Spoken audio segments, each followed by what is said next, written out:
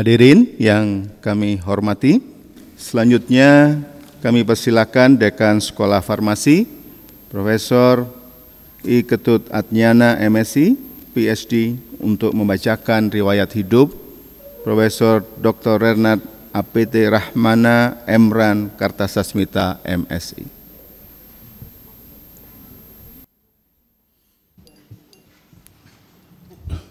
Terima kasih. Selamat pagi menjelang siang. Assalamualaikum warahmatullahi wabarakatuh. Om Swastiastu. Salam sejahtera untuk kita semua. Salam kebajikan, namo buddhaya. Yang saya hormati pimpinan Majelis Wali Amanat ITB dan jajarannya, pimpinan Forum Guru Besar ITB dan jajarannya, pimpinan Senat Akademik ITB, para guru besar, para dekan,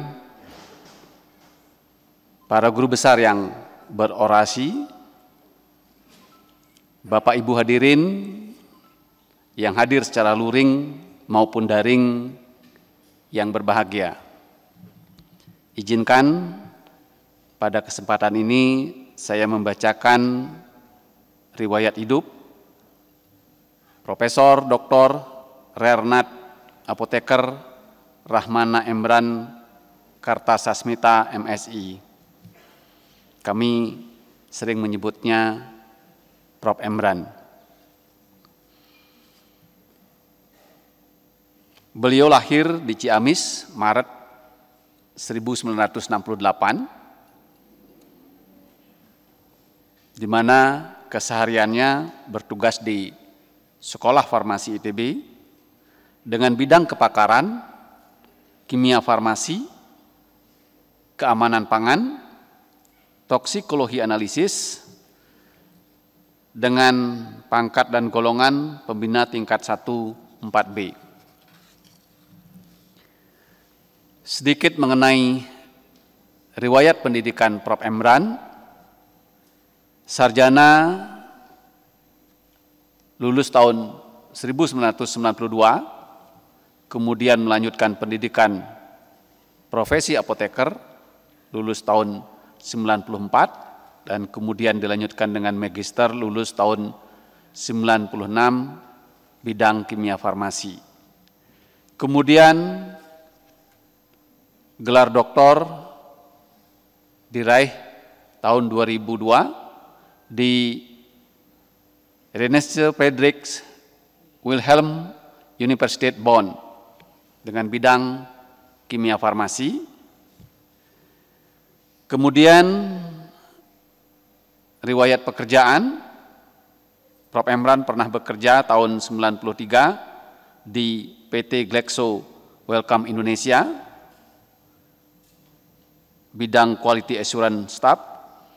Kemudian tahun 94 sampai sekarang sebagai dosen tetap di Sekolah Farmasi ITB, pernah menjabat sebagai Wakil Dekan Bidang Akademik tahun 2010 sampai 2014, dan juga sejak tahun 2020 sampai sekarang menjadi dosen tidak tetap program studi intelijen medik, program magister terapan di Sekolah Tinggi Intelijen Negara atau STIN.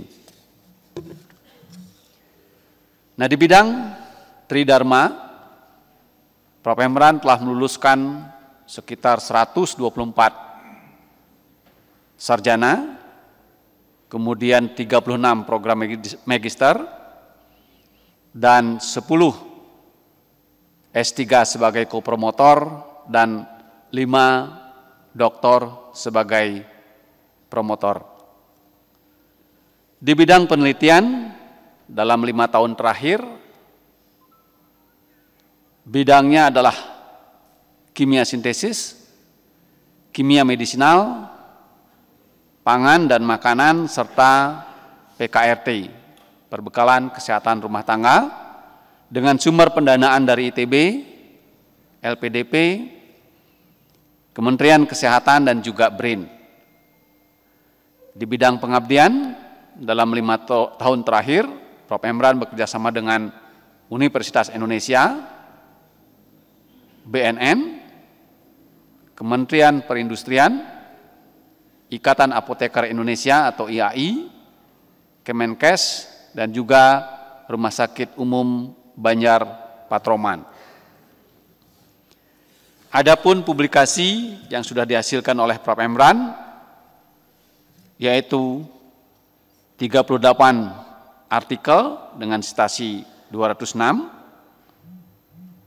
H-index 9, dan kemudian dalam 5 tahun terakhir, Prof. Emran telah menghasilkan 5 buku rujukan, yaitu dari 2018 sampai 2022 berupa kompendial seperti Farmakope Indonesia, suplemen Farmakope Indonesia, dan juga buku pedoman dari 2019 sampai 2020. Juga telah menghasilkan 3 paten dalam 5 tahun terakhir.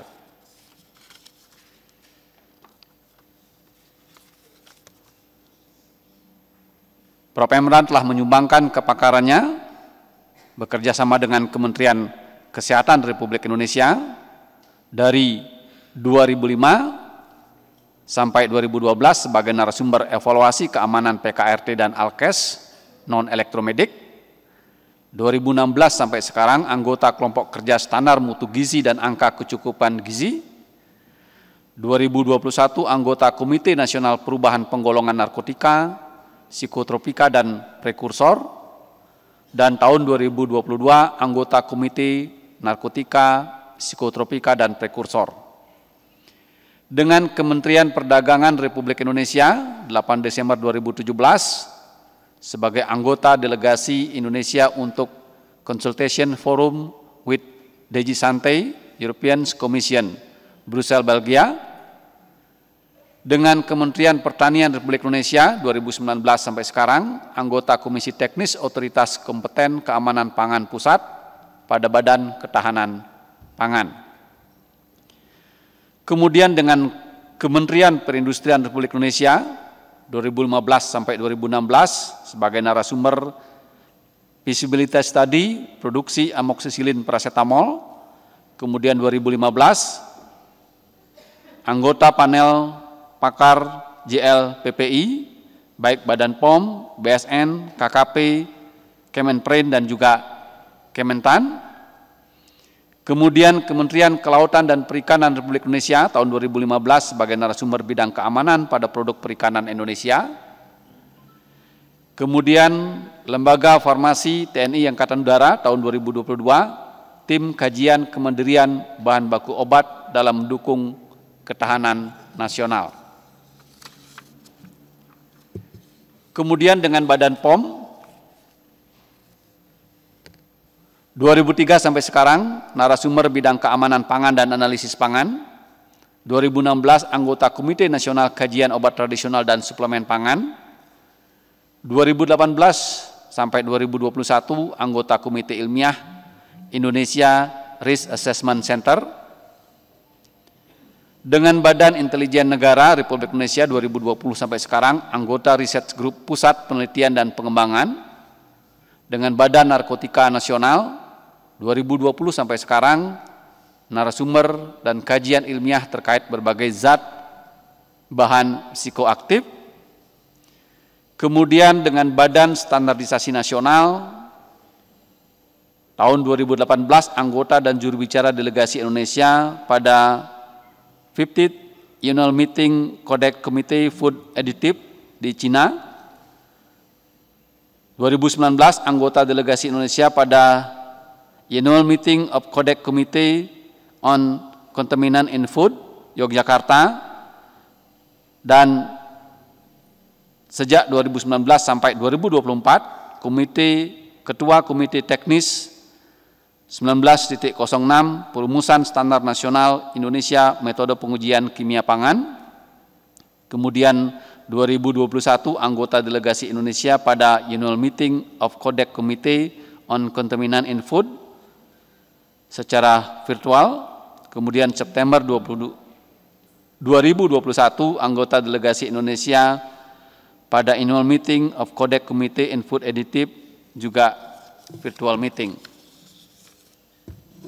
Adapun rekognisi yang telah diperoleh oleh Profesor Rahmana Emran adalah penghargaan dalam Haryanto Award sebagai pemakalah terbaik pada acara Bandung International Conference on Medicinal Chemistry 2009, Satya Lancana karya Satya 20 tahun 2016, kemudian 29 kali sebagai invited speaker pada tingkat nasional dan internasional. Kerjasama yang telah dilakukan dan sedang sampai sekarang yaitu dengan Fakultas Kedokteran Gigi Universitas Indonesia, Badan Pengkajian dan Penerapan Teknologi, Lembaga Ilmu Pengetahuan Indonesia, Kimia Farma, PT Mercy Pharma, Trimaku Mercusana, kemudian kerjasama internasional dengan Frederick Schiller University Jena, Hendrik Helme Universitas Düsseldorf, dan juga Universitas Hamburg. Demikian yang dapat saya sampaikan. Assalamualaikum warahmatullahi wabarakatuh.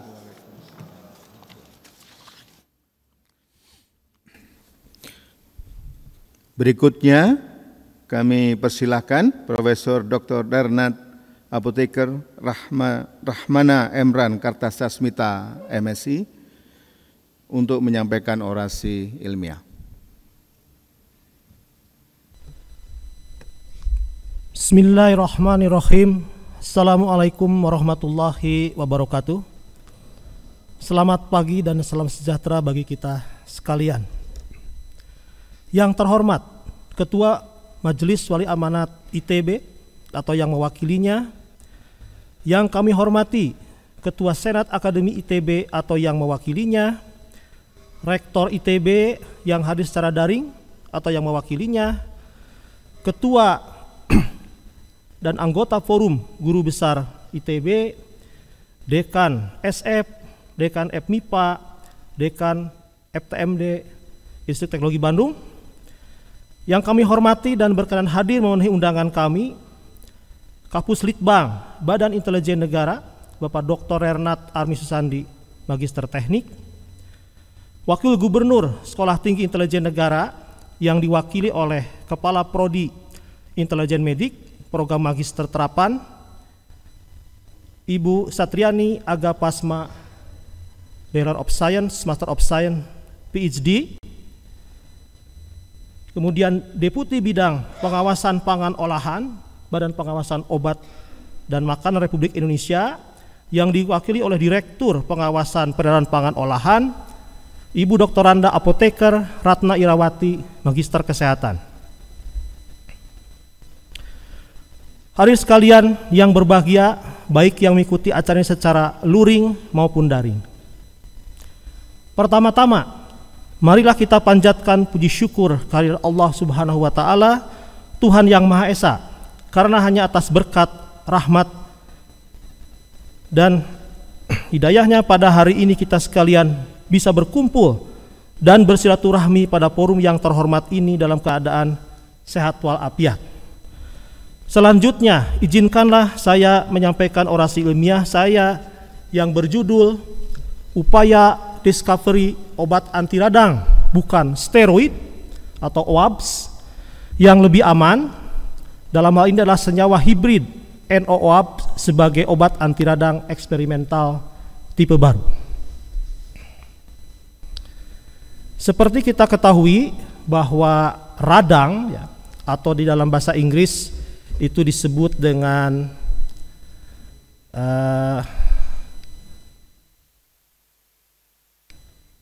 inflamasi ya, itu merupakan gejala yang hampir akan terjadi pada berbagai kondisi penyakit atau kondisi patologis ya. Dan walaupun ini bukan penyebab dari kondisi patologis tersebut, namun keadaan radang ini tentu saja akan membuat tidak nyaman ya seorang penderita yang mengalami peradangan tersebut ya. Atau biasanya diistilahkan dengan menurunnya kualitas hidup. Nah, oleh karena itulah walaupun ini bukan obat untuk menghilangkan penyebab kesakitan, itu akan diperlukan oleh pasien yang mengalami peradangan. Ya. Jadi ciri khas radang itu sebagaimana ditampilkan dalam slide ini dalam bahasa Latin itu adalah dolor, itu akan terasa nyeri atau sakit. Kemudian kalor itu ditandai dengan peningkatan suhu tubuh kita akan mengalami demam. Kemudian ada rubor ya atau pemerahan atau eritema istilah lainnya, kita akan lihat daerah yang mengalami radang itu suka berwarna merah ya. Kemudian juga akan terjadi bengkak ya di daerah itu adalah tumor. Dan yang terakhir karena konsekuensi dari gejala-gejala disebutkan di atas itu seseorang yang mengalami radang akan mengalami berkurangnya fungsi atau fungsiolesia. Nah, oleh karena tadi saya sampaikan bahwa orang yang mengalami radang akan mengalami penurunan kualitas hidup termasuk ketidaknyamanan yang dirasakan ya. Oleh karena itu sejak dahulu manusia selalu berusaha untuk meredakan gejala-gejala radang tersebut ya. Dan kalau kita lihat sejarah upaya untuk discovery, saya mohon maaf menghindari kata penemuan ya. Bukan saya tidak mau menggunakan bahasa Indonesia, karena kalau penemuan itu seperti kita menemukan dompet atau menemukan uang di jalan begitu. Jadi istilahnya discovery itu mengandung istilah bahwa sesuatu itu terkait dengan obat sesungguhnya di alam sudah ada, tapi dalam keadaan tercover. Sehingga dalam bahasa Inggris sangat baik terminologi itu itulah discover. Jadi covernya itu dihilangkan. Manusia hanya itu saja, sudah ada namun tercover, sekarang covernya dihilangkan. Itu makanya peristiwa disebut dengan discovery. Ya. Dalam sejarah yang tercatat di berbagai macam referensi tentang drug discovery, ya obat pertama itu adalah suatu senyawa yang disebut dengan asam asetil salisilat. Yang sesungguhnya ini terinspirasi juga dari penggunaan secara tradisional dan sudah sejak lama, itu dilaporkan sejak zaman Yunani kuno, suatu tanaman yang disebut dengan Speria ulmaria. Ya.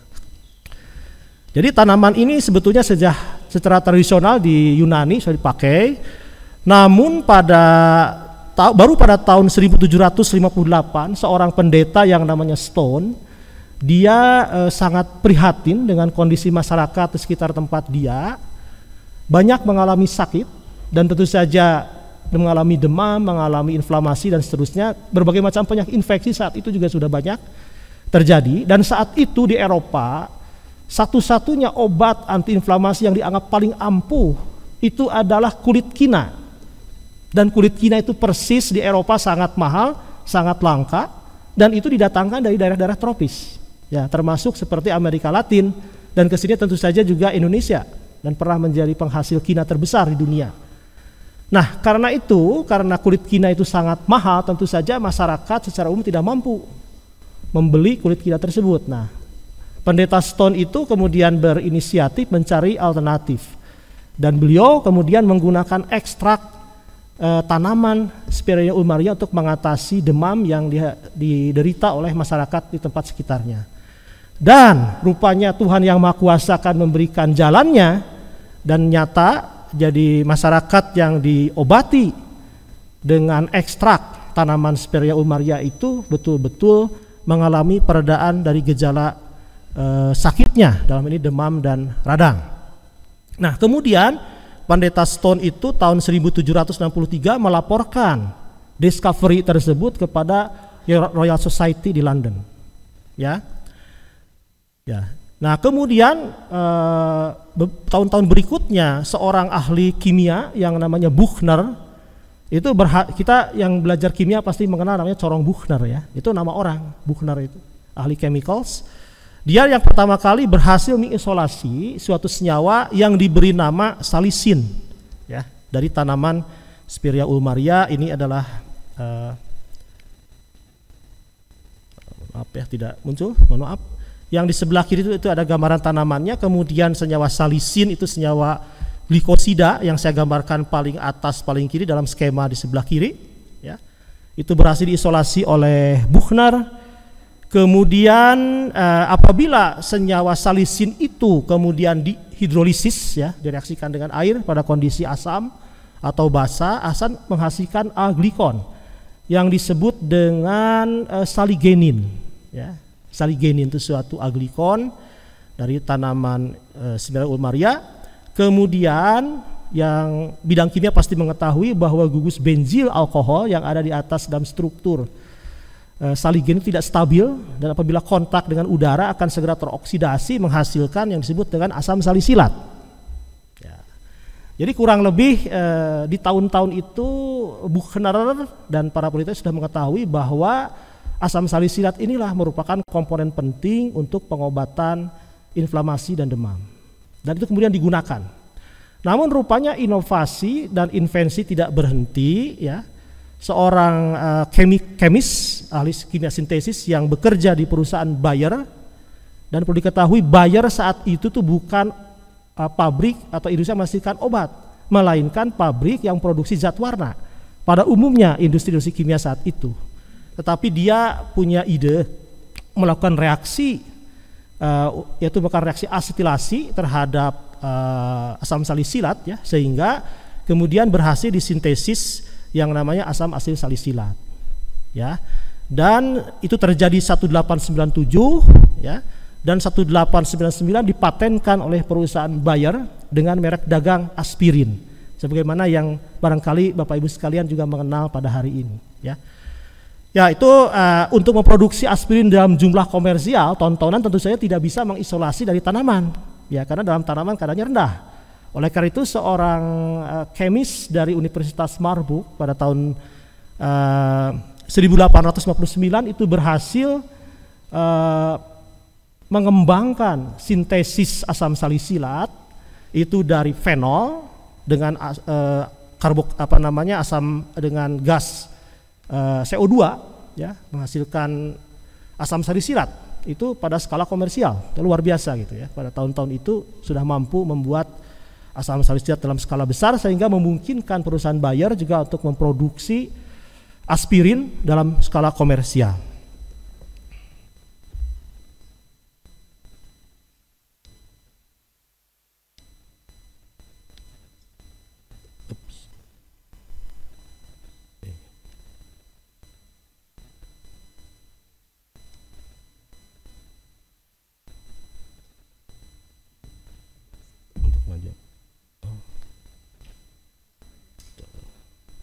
Mohon maaf ya, hal-hal teknis seperti ini selalu mohon dibantu aja, ya. Dilanjutkan mohon slide berikutnya. Dilanjutkan mohon. Nah, jadi sejak dilakukan atau keberhasilan PT Bayer dalam menghasilkan aspirin ini tentu menginspirasi para peneliti lain untuk terus mengembangkan obat-obat OAPS yang baru, ya, diantaranya diikuti oleh fenilbutazon, indometazin, ibuprofen, diklopenak, sebagaimana yang kita kenal pada hari ini, ya. Namun demikian sampai saat ini walaupun sudah dipatenkan 1899, sampai hari ini, sampai detik ini aspirin itu masih merupakan obat OAPS yang diproduksi dalam jumlah paling besar di seluruh dunia. Tidak kurang lebih 50.000 ton per tahun produksinya, atau setara dengan 100 miliar tablet sakit kepala. Ya, kita di Indonesia memang mungkin lebih mengenal paracetamol di Indonesia ini, ya. Tapi di Eropa sana orang lebih mengenal namanya aspirin. Setiap orang sakit kepala larinya ke aspirin begitu. Namun penggunaan utamanya aspirin saat ini bukan untuk obat antiinflamasi. Karena sudah ditemukan obat antiinflamasi yang lebih kuat dan lebih aman. Namun penggunaannya adalah untuk menghambat agregasi platelet. Bahasa sederhananya untuk pengencer darah dengan dosis rendah, sekitar 50 sampai 80 mg per hari. Ya, jadi itu darahnya akan encer, sehingga bagi yang bermasalah dengan kardiovaskular biasanya dokter sudah merekomendasikan penggunaan aspirin 50 sampai 80 mg per hari. Baik, mohon dilanjutkan. Nah, ini obat yang kuno, ya. Jadi 1897 disintesis, dipatenkan 2 tahun kemudian. Namun Bapak Ibu sekalian jangan heran, mekanisme pasti kerja obat ini baru didiscover tahun 1970 atau 71. Dengan adanya publikasi, makasih. Adanya publikasi di majalah Nature oleh peneliti yang namanya Fane, dan peneliti ini berhasil membuktikan secara eksperimental dan tervalidasi bahwa mekanisme kerja obat OABS itu adalah melalui penghambatan produksi prostaglandin. Ya, dalam hal ini adalah kerja katalitik enzim yang namanya siklooksigenase itu yang dihambat oleh asam asetil salisilat karena yang pertama kali. Ya, dengan demikian obat ini kerjanya adalah menghambat produksi prostaglandin, dan memang sudah diketahui bahwa prostaglandin itu merupakan mediator pada kondisi inflamasi. Ya, jadi tadi yang dolor, rubror, tumor, ya, dan fungsiolaisia itu semua itu diantaranya akibat konsentrasi prostaglandin meningkat dalam tubuh kita pada kondisi demam. Nah, obat ini kemudian menurunkan produksi itu sehingga gejalanya pun diredakan atau diringankan. Demikian. Ya. Jadi suatu penemuan yang luar biasa tahun 70. Nah, namun demikian kita mengetahui bahwa prostaglandin itu bukan hanya mediator pada kondisi radang atau sakit tadi, tapi juga memiliki fungsi-fungsi fisiologis pada kondisi normal. Ya, di antaranya dari sekian banyak fungsi itu yang relevan dengan topik pembicaraan saya hari ini, prostaglandin memiliki efek proteksi pada saluran cerna atau bersifat protektif pada saluran cerna. Nah, dengan demikian tidak aneh bahwa efek samping dari obat OABS ini adalah kemudian gangguan saluran pencernaan, keluhan-keluhan saluran pencernaan. Bisa terjadi tukak. Ya, ringan-ringannya akan terasa perih-perih di kembung dan tidak nyaman, perut kembung dan seterusnya. Itu adalah efek samping umum dari penggunaan obat ini. Sementara kita mengetahui orang kalau misalnya menderita demam, inflamasinya itu, radangnya itu karena rheumatoid arthritis seumur hidup mesti mengkonsumsi obat itu. Nah, oleh karena itu kita harus berupaya untuk mendapatkan obat OABS yang lebih aman. Karena pasien-pasien membutuhkan dan akan digunakan terus, gitu. Nah, kemudian tadi terkait dengan enzim siklooksigenase yang mengkatalisis produksi prostaglandin, sebetulnya itu bukan enzim tunggal, tetapi isoenzim yang setidaknya diketahui ada dua isoform, yaitu COX-1 dan COX-2. Dan pada awal tahun 90-an kemudian ada teori atau hipotesis yang mengatakan bahwa enzim COX-1 yang sesungguhnya itu mengkatalisis produksi prostaglandin yang baik dalam tanda petik, yaitu yang konstitutif, sedangkan siklooksigenase 2 itu akan mengkatalisis prostaglandin jahat, ya, yaitu pada kondisi inflamasi. Ya, oleh karena itu dikatakan bahwa COX-1 bersifat konstitutif, sedangkan COX-2 itu bersifat inducible, jadi akan meningkat kadarnya pada saat kondisi inflamasi. Ya, sehingga itulah yang mendorong idenya kemudian, oh kalau demikian karena yang memproduksi prostaglandin jahat itu COX-2, kalau begitu kita harus mampu membuat obat yang kerjanya menghambat secara selektif enzim COX-2. Dan itu sudah dilakukan. Ya. Namun demikian, sebagaimana teori-teori dalam sains, suatu teori itu suatu saat akan difalsifikasi. Tidak pernah kebenaran sains itu berlaku selamanya, dan falsifikasi itu hal yang biasa, dan itu sudah difalsifikasi. Teori ini coba berumur 10 tahun kurang lebih, ya. Jadi akhir tahun 2000-an itu difalsifikasi, dan orang bisa membuktikan bahwa siklooksigenase 2 itu tidak semata inducible, tidak semata jahat, ya, tetapi COX-2 juga itu terdapat ekspresi secara konstitutif pada kondisi tidak sakit gitu. Sehingga kemudian formulasinya itu diperbaiki, hipotesis tahun 90-an itu yang sampai sekarang masih berlaku, yaitu bahwa enzim COX-1 itu enzim konstitutif, ya, yang mempertahankan fungsi-fungsi homeostatis tubuh kita, sedangkan COX-2 merupakan enzim regulatoris yang berperanan pada kondisi fisiologis maupun patofisiologis. Demikian, tidak ada lagi terminologi enzim jahat, ya. Dalam tubuh kita semuanya itu diperlukan untuk mempertahankan fungsi-fungsi homeostatis tubuh kita. Baik, nah tadi saya ceritakan bahwa ide teori awal hipotesis tahun 90-an bahwa COX-2 itu adalah mendorong produksi prostaglandin yang jahat, itu pun telah mendorong orang untuk berinovasi, berinvensi, yaitu membuat inhibitor selektif COX-2, dan ini sudah berhasil. Tidak kurang dari 500 senyawa inhibitor COX-2 yang sudah disintesis oleh berbagai peneliti di seluruh dunia. Dan 2 dari obat itu tahun 99 itu sudah mendapatkan izin untuk beredar secara komersial atau digunakan secara klinis, yaitu Celecoxib dengan merek dagang Celebrex, kemudian Rofecoxib dengan merek dagang Vioxx. Nah, namun demikian sesuai dengan teori yang tadi dikoreksi pada tahun 2000-an itu ya, bahwa setelah digunakan dan digunakan beredar secara komersial, tentu digunakan secara klinis, Rofecoxib kemudian terbukti memiliki efek samping yang berat, yaitu menyebabkan gangguan kardiovaskular.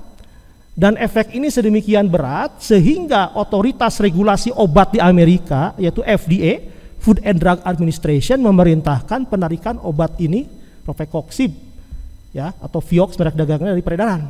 Dan perintah itu diperkuat dan dicantumkan dalam Code of Register. Ya, dan saya kemarin periksa itu tahun 2022 itu pemasukan dalam Federal Code of Register. Jadi ini berkekuatan hukum tetap kalau sudah masuk dalam CFR. Ya, bagi yang berkecimpung di farmasi tahu persis, pasti Bu Ratna paham persis tentang kekuatan CFR dan FDA di Amerika itu ya. Jadi kita juga mengakui itu. Oke, jadi demikian. Dengan demikian kita masih perlu inovasi yang lebih baru lagi ya, karena inhibitor selektif pun tadi ya ada masalah juga. Jadi bagaimana? Ya kita harus terus berinovasi, berinvensi dalam hal ini.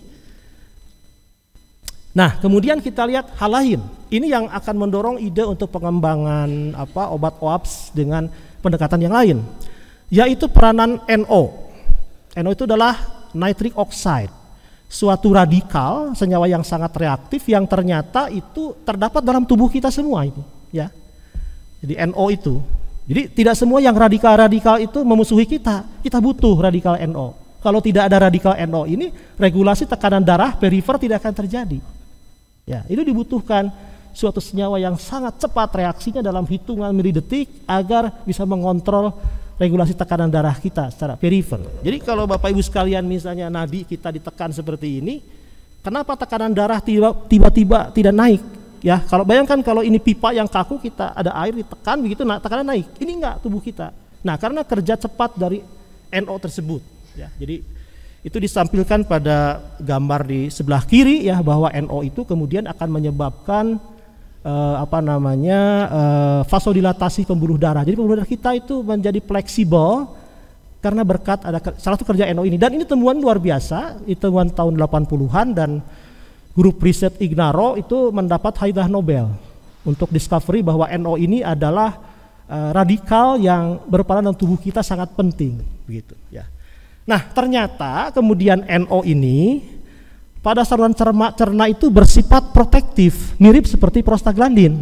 Nah, sehingga muncul ide dalam hal ini pemanfaatan senyawa yang bisa melepaskan NO untuk dikombin dengan obat OAPS yang tadi efek sampingnya adalah pada saluran cerna. Kita gabung donor NO ini dengan OAPS sehingga diharapkan akan menghasilkan senyawa obat OAPS yang lebih aman. Ya, namun masih ada satu hal. Salah satu sumber dari donor NO, ya, donor NO secara kimiawi itu adalah senyawa organik nitrat, yang sebetulnya juga obat kuno yang sudah digunakan sejak lama. Ada glyceroltrinitrat, ada isotonium mononitrat, ada penta-etitotetranitrat, dan senyawa nitrat yang lain. Nah, ternyata senyawa nitrat itu bisa mengalami toleransi. Jadi secara sederhana kalau seseorang diobati dengan nitrat organik, ya tergantung dari frekuensi dan dosis pemberian, dari ke hari itu efeknya akan makin berkurang sampai akhirnya tidak efektif sama sekali. Nah, kalau sudah demikian istirahat dulu, periode istirahat beberapa hari, baru kemudian diberikan obat nitrat. Dan ternyata itu sebabnya adalah karena terjadinya kejenuhan sistem reduksi endogen. Ya, jadi bagaimana caranya adalah agar tidak terjadi toleransi nitrat, harus moietis itu mengandung sistem reduksi yang independen dari senyawa reduktor dalam tubuh kita. Dan idenya adalah memasukkan senyawa tiol, salah satu reduktor endogen ya, dalam tubuh kita ada glutatiol, yang di-replace dengan cysteine ya. Dan itu yang ditampilkan di dalam slide saya ini adalah 2 senyawa eksperimental yang dibuat oleh perusahaan Schwarz Pharma. Ya. Jadi itu ada gugus nitratnya di situ, ada moietis cysteine, dan penting itu untuk menjaga agar tidak terjadi toleransi terhadap nitrat tersebut. Nah, kemudian singkat cerita, berdasarkan memanfaatkan ide tadi, yaitu bahwa OAP sekarang akan digabung dengan donor NO sehingga bisa mengkompensasi efek samping obat ini, dan orang sudah melakukan riset untuk mensintesis senyawa tersebut ya. Jadi sudah banyak senyawa yang disintesis. Katakanlah saya ikut berkontribusi dalam mensintesis senyawa ini beberapa ya. Dan itu sudah banyak publikasi juga yang melaporkan tentang senyawa hibrid yaitu NO-OAPS ya. Dan singkat cerita, pada percobaan farmakologi eksperimental ya, baik itu in vivo maupun in vitro menggunakan hewan coba, ternyata senyawa NO-OAPS ini, senyawa hibrid ini itu menunjukkan efek inflamasi yang setara atau bahkan beberapa dilaporkan lebih baik efeknya terhadap OAPS yang asal ya, dengan efek samping yang lebih ringan. Jadi artinya hipotesis pemanfaatan donor NO digabungkan itu kurang lebih kalau secara eksperimental pada hewan itu terbukti begitu ya. Nah, jadi dengan demikian, tapi seperti biasa pada riset memang orang kemudian membuat varian-varian senyawa tadi, ada yang pro-drugs, ada yang drugs ya, kemudian ada juga yang tadi upaya donor supaya tidak ada toleransi nitratnya atau miskin toleransi nitrat, itu dibuat ya. Ini ditampilkan nyawanya. Nah, salah satu yang sudah banyak dieksplor itu adalah senyawa yang sangat sederhana sebetulnya, itu adalah turunan ester nitrat dari naproxen, juga disintesis dengan cara yang relatif sederhana ya. Jadi itu yang ditampilkan pada bagian kanan bawah ya. Dan pada pengujian, karena fokus kita pada hari ini berbicara mengurangi ya atau meminimalisasi efek samping terhadap saluran cerna. Nah, inilah gambar yang diambil dari hewan percobaan ya, yang digunakan untuk menguji efek farmakologi obat ini. Pada gambar bagian atas ini senyawa eksperimental dengan kode LEEK06 ya, salah satu. Jadi itu senyawa eksperimental itu, yang di atas itu adalah kontrol, jadi pelarutnya yang gambar sebelah kanan. Yang di tengah itu adalah hewan percobaan yang ditreatment dengan senyawa eksperimental LEEK06, yang di bawah itu adalah hewan coba yang ditreatment dengan naproxen sebagai OAPS klasik. Nah, dari sini sebetulnya sangat tergambar secara visual bagaimana efek samping yang ditimbulkan oleh naproxen pada pemberian berulang selama waktu tertentu. Pada gambar yang paling kanan paling bawah itu kita melihat sel-sel parietal usus sudah mau pada lepas. Itu menunjukkan tingkat tukah yang sangat parah ya setelah pemberian naproxen.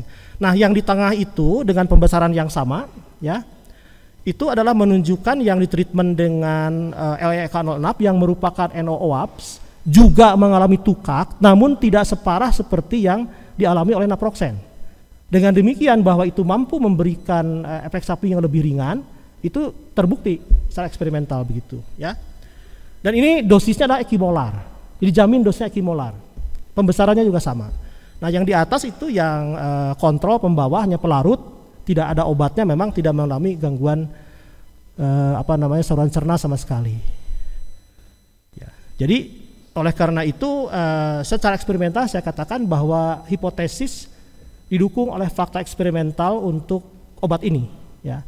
Nah, kemudian ada beberapa grup riset lain yang juga mencoba kemanfaatan senyawa baru ini untuk tujuan yang lain.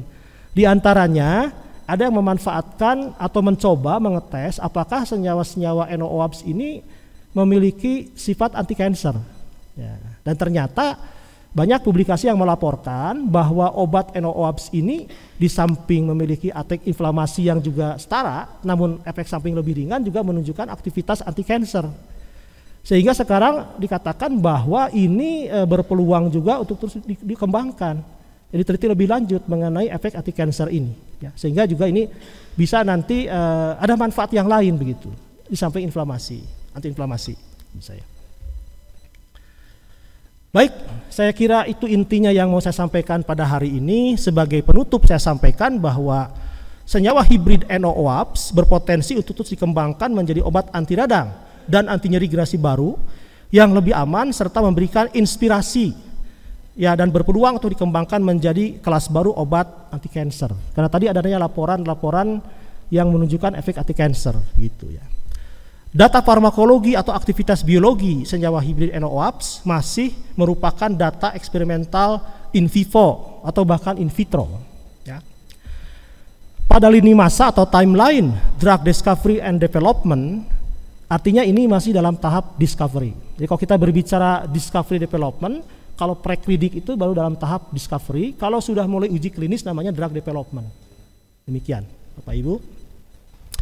Namun demikian, kita tidak bisa mengubah suatu pakem atau SOP yang sudah disepakati secara internasional, begitu.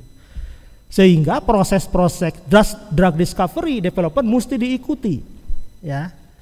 Dan ini merupakan keniscayaan untuk mendapatkan obat baru yang pertama harus aman, yang kedua berkhasiat, dan ketiga bermutu baik. Jadi ketiga kredo ini dalam pendidikan farmasi sudah ditanamkan sejak awal. Siapapun yang akan berprofesi di bidang farmasi tidak boleh sama sekali berkompromi dengan keamanan, kemanfaatan atau khasiat dengan mutu. Satu saja dilanggar, yang bersangkutan tidak pantas untuk berkiprah di bidang profesi farmasi. Itu yang selalu kami tekankan kepada mahasiswa farmasi di Institut Teknologi Bandung sejak tingkat pertama, sejak semester pertama. Kalau Anda tidak siap untuk itu, jangan dipaksakan. Masih banyak profesi dan pekerjaan lain. Di farmasi harus demikian. Safety, efficacy, quality di number one dan tidak bisa dikompromikan. Ya. Ya, karena tadi proses drug discovery development itu memerlukan waktu yang sangat lama, ya dengan sendirinya drug research itu memerlukan biaya yang sangat besar. Ya, lama dan besar. Jadi kalau kita belajar di buku-buku ajar tentang drug discovery development itu perlu waktu 10-15 tahun. Nah, pada tahun-tahun terakhir kejadian COVID, 2 tahun belakangan ini ada upaya-upaya untuk akselerasi. Itu pun sampai sekarang, kalau mau kita jujur belum ada satupun sebetulnya obat COVID yang betul-betul bekerja terhadap virusnya. Yang ada itu upaya-upaya meredakan gejalanya, ya. Kemudian inflamasinya ditekan, imunitasnya ditingkatkan. Yang nyaru, yang langsung menyerang virusnya itu belum ada. Ada memang senyawa eksperimental yang sudah didaftarkan di dalam website tentang uji klinis, tapi belum final hasilnya sampai hari ini, ya. Nah, sehingga karena demikian lama dan beratnya dan mahalnya biaya, ya, obat upaya ini sering dinamakan bagaikan menemukan jarum dalam tumpukan jerami, ya, untuk melukiskan betapa beratnya pekerjaan ini. Tapi sekali lagi itu harus dilakukan, ya. Baik, terakhir pada kesempatan yang berbahagia ini izinkan saya juga mengucapkan terima kasih. Ya, tentu yang pertama saya sampaikan segala puji syukur saya panjatkan kehadirat Allah Subhanahu wa taala atas segala limpahan rahmat dan karunia hingga saat ini. Kemudian terima kasih saya sampaikan kepada rektor dan seluruh pimpinan ITB, kemudian pimpinan dan seluruh anggota forum guru besar ITB. Kemudian kedua orang tua saya, yaitu ayahanda saya almarhum Padma Nur Rahman Kartasasmita BA, dan pada hari ini alhamdulillah hadir ibunda saya yaitu Ibu Aan Rohana. Mohon bisa berdiri. Ya. Ya. Terima kasih. Kemudian istri saya yang tercinta Ibu Atih Oyaningsih SHMH. Jadi silahkan berdiri. Ini istri saya itu pengacara, jadi kalau debat saya agak susah, lebih baik ngalah aja lah itu. Ya, kemudian kedua putra saya itu Rangga Perbawa Raharja Kartasasmita, juga sarjana hukum, ya. Jadi kalau ngomong juga susah didebat ya anak saya ini. Dan kemudian yang kedua itu Fajar Fauzian Samstaga Kartasasmita, sarjana teknik, kebetulan lulusan dari planologi Institut Teknologi Bandung. Ya. Kemudian kakak dan adik saya Dr. Andes Rosihan Anwar Kartasasmita, sekarang bertugas sebagai wakil kepala sekolah di SMA Negeri 2 Ciamis, meneruskan ayah saya persis jadi guru. Kemudian adik saya Ratna Elia Herayuningsih. Kemudian saya ucapkan terima kasih juga untuk Dekan Sekolah Farmasi ITB, itu Profesor Apoteker Iketut Adnyana PhD. Kemudian Dekan Sekolah Farmasi ITB sebelumnya itu Profesor Dr. Apoteker Daryono Hadi Cahyono MSc. seluruh guru besar di Sekolah Farmasi ITB. Saya sebutkan di sini ada Profesor Dr. Apoteker Slamet Ibrahim Suranta Atmaja, Diplom Detut Apropondi, yang juga sudah berkenan hadir pada hari ini. Terima kasih. Panggilan akrabnya beliau adalah Pak Iim. Ini membimbing saya sejak S1, sejak S2, dan ketika saya juga menjadi dosen muda. Kemudian Profesor Dr. Apoteker Tutus Gusdinar Kartawinata, ya mungkin karena kesehatan beliau berhalangan hadir. Kemudian Profesor Apoteker Marlia Singgih Wibowo PhD, Profesor Dr. Apoteker Yayat Cahyati Sumirtapura, Profesor Dr. Rernat Apoteker Sundari Nurono, Profesor Dr. Apoteker Sukmajaya Asyari, Profesor Dr. Apoteker Yesi Supia Pamuji, Profesor Dr. Apoteker Heni Rahmawati, Profesor Dr. Apoteker Irda Fidriani Magister Sains, kemudian almarhum Profesor Dr. Apoteker Asep Gana Suganda, Profesor Dr. Apoteker Sukrasno, Profesor Dr. Apoteker Komar Ruslan Wirasutisna, Profesor Dr. Apoteker Elin Julina, semua kolega dosen di Sekolah Farmasi ITB serta semua tendik di Sekolah Farmasi ITB. Saya ucapkan terima kasih juga semua mahasiswa bimbingan, ya terutama mahasiswa doktoral, baik yang sudah menyelesaikan maupun masih mengikuti program pendidikan. Hari ini sebetulnya hadir dua dokter bimbingan saya, itu Ibu Nita, ya, Dr. Nita dan juga Dr. Tanti Yulianti. Ya, terima kasih sudah mau hadir. Kemudian saya ucapkan terima kasih juga pada semua para guru yang telah mendidik saya, mulai dari pendidikan dasar sampai pendidikan tinggi. Dan khususnya saya terima kasih sampaikan kepada almarhum Profesor Dr. Apoteker Kosasi Satya Dharma, Master of Science, kemudian Profesor Dr. Apoteker Slamet Ibrahim Suranta Atmaja, DEA, kemudian pembimbing saya waktu sekolah di Jerman, Profesor Dr. Johann Lehmann, Profesor Dr. Michael Wiese, dan Profesor Dr. Matthias Kasak. Kemudian saya ucapkan terima kasih juga kepada para pemberi rekomendasi, yaitu Profesor Dr. Apoteker Daryono Hadi Cahyono, Master of Science, Profesor Dr. Apoteker Slamet Ibrahim Suranta Atmaja, Diplom Detut Apropongdi, Profesor Dr. Rernat Apoteker Sundari Nurono, Profesor Dr. Yana Maulana Shah, Profesor Dr. Nyoman Pugak Aryanta, Profesor Dr. Gigi Beni S. Latif, spesialis bedah mulut, konsultan. Kemudian Profesor Dr. Apoteker Harmita, almarhum Profesor Dr. Apoteker Ahmad Muhtadi, Profesor Dr. Bernward Bisping dari Universitas Hamburg, dan Profesor Tomohiko Ohwada PhD dari Tokyo University. Ini adalah daftar pustaka. Dan terakhir, sebelum saya membaca kode kehormatan, izinkan saya membaca quote dari ilmuwan yang paling saya kagumi. Dan dengan Bandung juga ini ada hubungannya. Di Bandung ada nama Jalan Pasteur, kemudian Bio Farma zaman dulu namanya adalah Institut Pasteur. Ya, jadi umesional Bandung ini dekat dengan Pasteur. Saya sendiri yang mengagumi Louis Pasteur. Beliau mengatakan, dan Profesor Prihadi pasti lebih paham dari saya, dalam bahasa Prancis, ya, dans les champs de l'observation, les hasards ne favorisent que l'esprit prépare. Jadi ini dikaitkan dengan demikian beratnya upaya drug discovery, ini selalu menjadi motivasi, kata-kata Pasteur. Intinya mengatakan bahwa pada bidang eksperimental, keberuntungan itu hanya akan diberikan kepada pihak-pihak yang sudah menyiapkan pemikiran ke arah tersebut. Jadi sekaligus juga ini membantah dan memfalsifikasi semua teori-teori instan, ya, untuk bisa maju. Semua harus dengan kerja keras, semua harus jelas sebab akibatnya. Tidak ada yang instan, gitu. Ini Pasteur. Ya. Bicara dia tahun 1954 di Université de Lille. Ya, dan ini saya lihat di buku-buku tentang medicinal chemistry, tentang drug discovery, kata-kata Pasteur selalu di-quote. Gitu. Jadi saya kira pada hari ini juga tidak ada salahnya saya menyampaikan quote dari Louis Pasteur ini. Baik, last but not least, izinkan saya juga untuk membacakan kode kehormatan guru besar. Dalam mengemban amanah sebagai guru besar Institut Teknologi Bandung, saya akan menjaga kehormatan guru besar dengan selalu meningkatkan kompetensi keilmuan, membangun lingkungan masyarakat keilmuan saya, serta memberikan keteladanan dan manfaat atas keberadaan saya. Untuk itu, saya akan selalu memegang teguh janji dan ucapan saya, mempertahankan integritas dengan menjaga kejujuran, kepercayaan, kebijaksanaan, keadilan, saling menghormati, bertanggung jawab, dan menjaga nilai-nilai ITB dan masyarakat.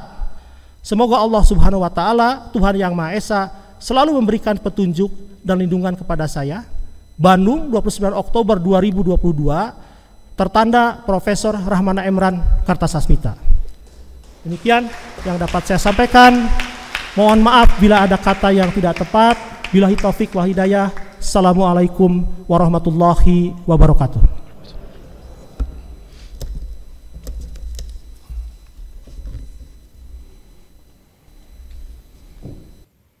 Penandatanganan dokumen kode kehormatan di hadapan Ketua Forum Guru Besar ITB.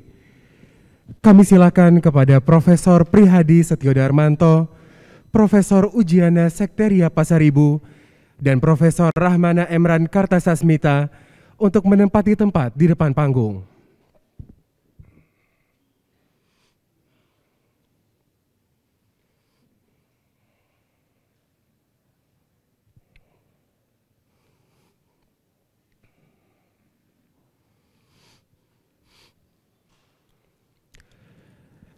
Kami silakan kepada Profesor Prihadi Setiodarmanto untuk menandatangani dokumen kode kehormatan.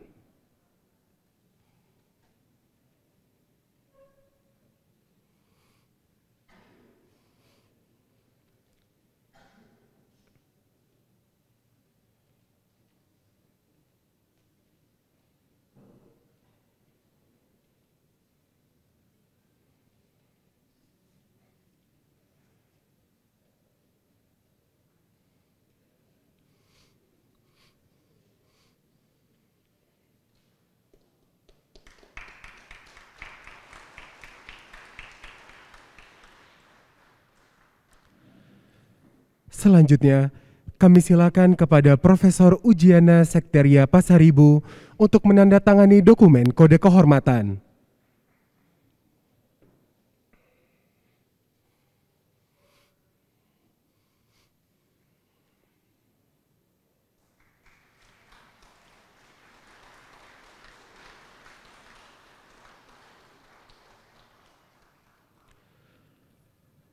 Berikutnya, kami silakan kepada Profesor Rahmana Emran Kartasasmita untuk menandatangani dokumen kode kehormatan.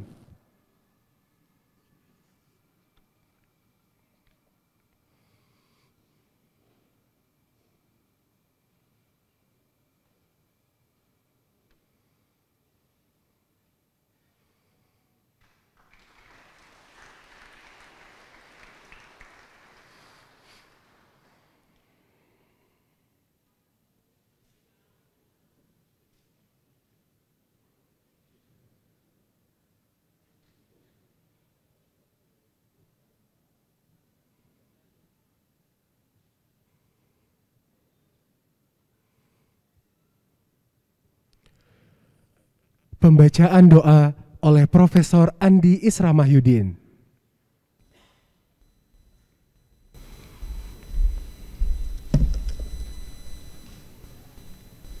Bismillahirrahmanirrahim. Assalamualaikum warahmatullahi wabarakatuh. Ibu, bapak, para hadirin yang saya muliakan, marilah sejenak kita bersama-sama menundukkan kepala, memusatkan pikiran dan hati kita menghadap kepada Allah, agar doa kita diterima Allah SWT. Saya akan membacakan doa sesuai ajaran Islam. Bagi yang lain dipersilahkan untuk berdoa sesuai keyakinan masing-masing. Alhamdulillahirrabbilalamin. Wassalatu wassalamu ala asrafil anbiya'i wa mursalin wa ala alihi wa ashabihi ajmain. Ya Allah, ya Arhamar Rahimin, hanya dengan rahmat dan kasih sayang-Mu lah semua aktivitas kami dalam acara orasi ilmiah Forum Guru Besar Institut Teknologi Bandung berjalan dengan lancar dalam suasana akademis yang akrab dan hangat. Untuk itu ya Allah, di penghujung acara ini, izinkan kami memanjatkan puji syukur kepadamu. Ya Rab, ya Wasi'un Alim, ilmu-Mu maha meliputi dan maha luas.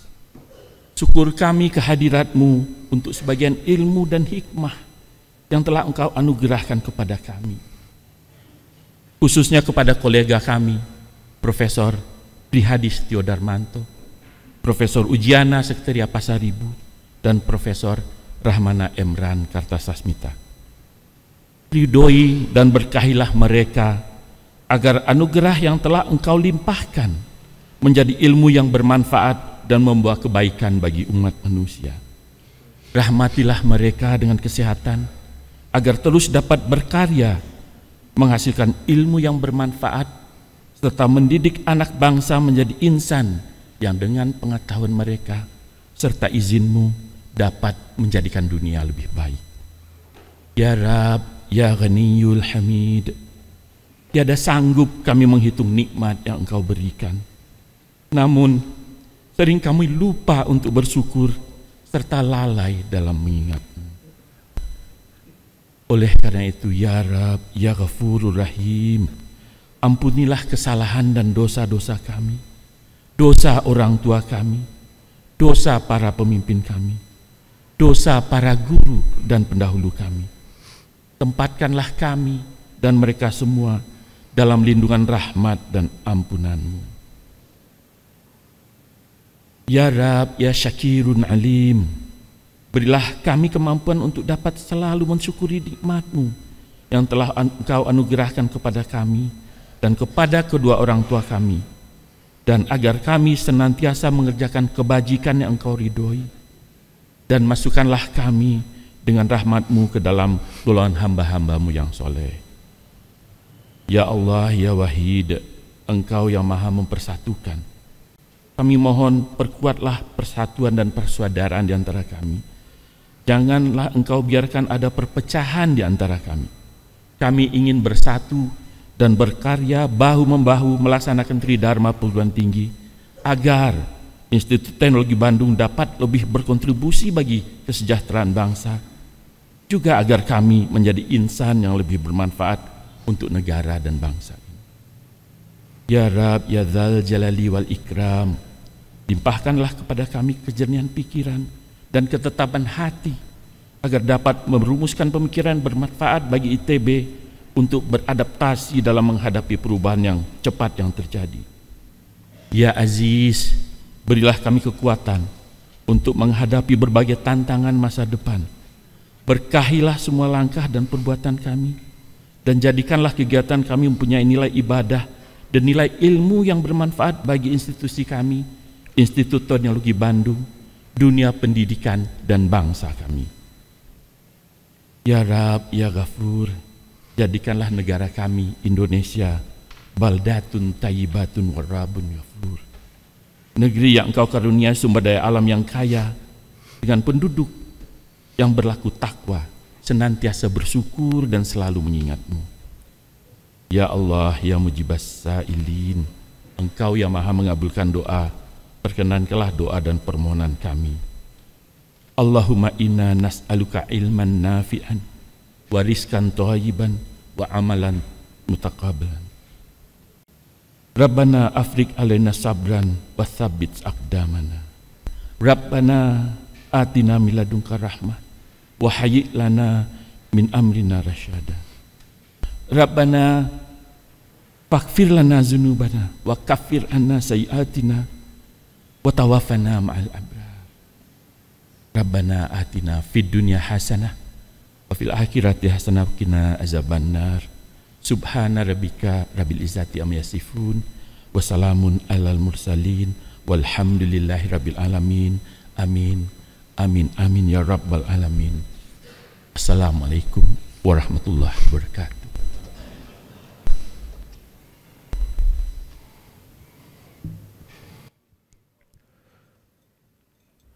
Penutupan sidang orasi ilmiah Guru Besar Institut Teknologi Bandung oleh Ketua Forum Guru Besar Institut Teknologi Bandung.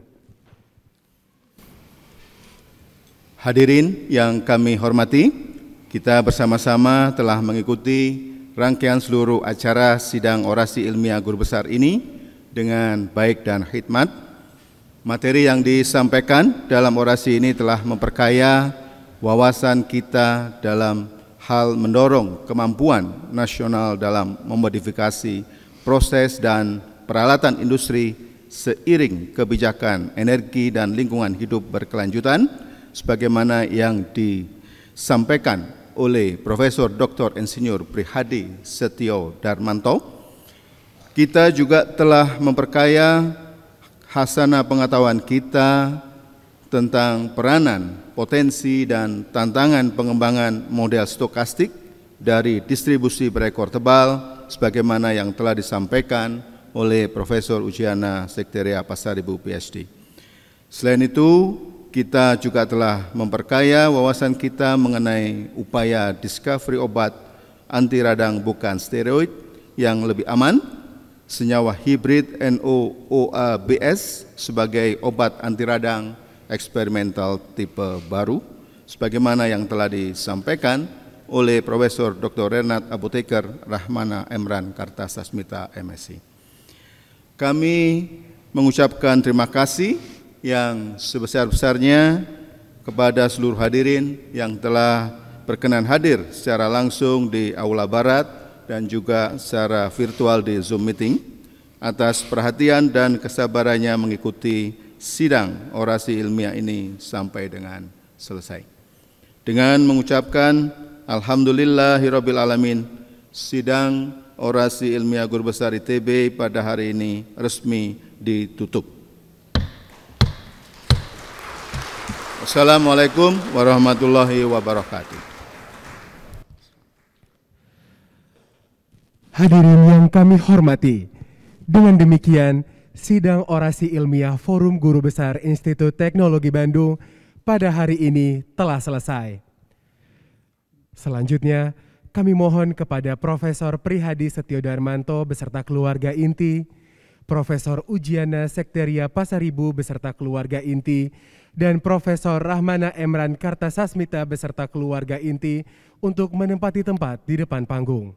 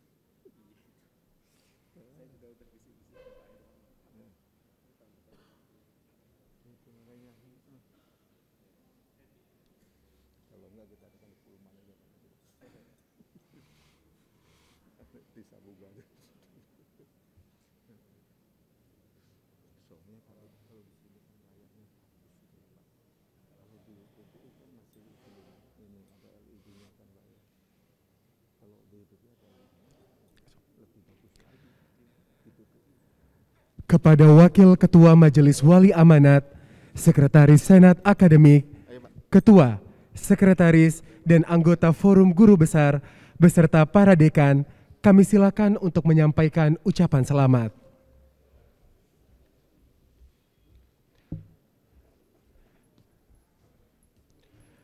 Kepada para tamu undangan, kami mohon untuk tetap berada di tempat.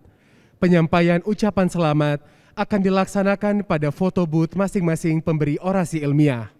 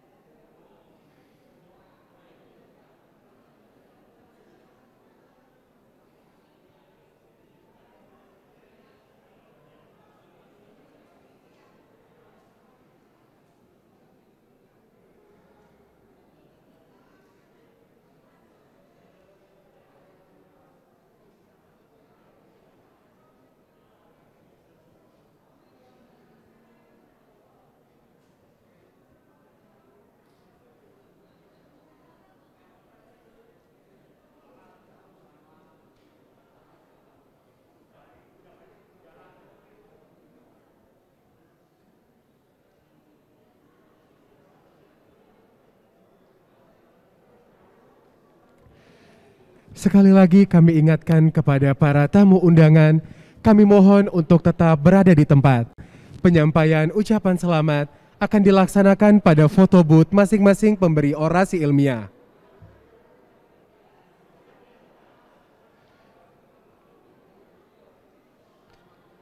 Kami silakan kepada Profesor Prihadi. Kami silakan kepada Profesor Prihadi Setiodarmanto beserta keluarga inti untuk menuju foto booth di sisi selatan.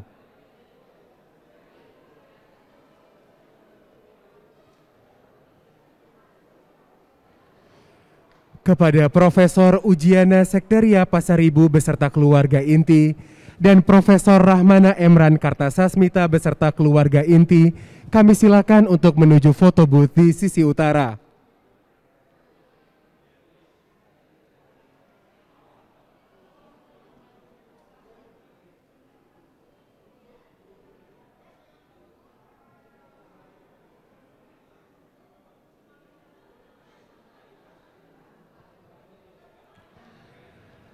Kepada seluruh tamu undangan, kami silakan untuk menyampaikan ucapan selamat kepada Profesor Prihadi Setiodarmanto, Profesor Ujiana Sekteria Pasaribu, dan Profesor Rahmana Emran Kartasasmita.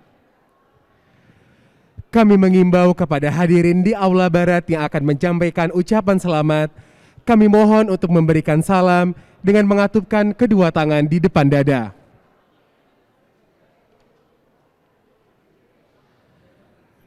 Kami ucapkan terima kasih atas kehadiran dan perhatian seluruh tamu undangan yang telah hadir secara luring di Aula Barat dan secara daring melalui Zoom meeting. Selamat siang, sampai bertemu pada sidang orasi ilmiah berikutnya.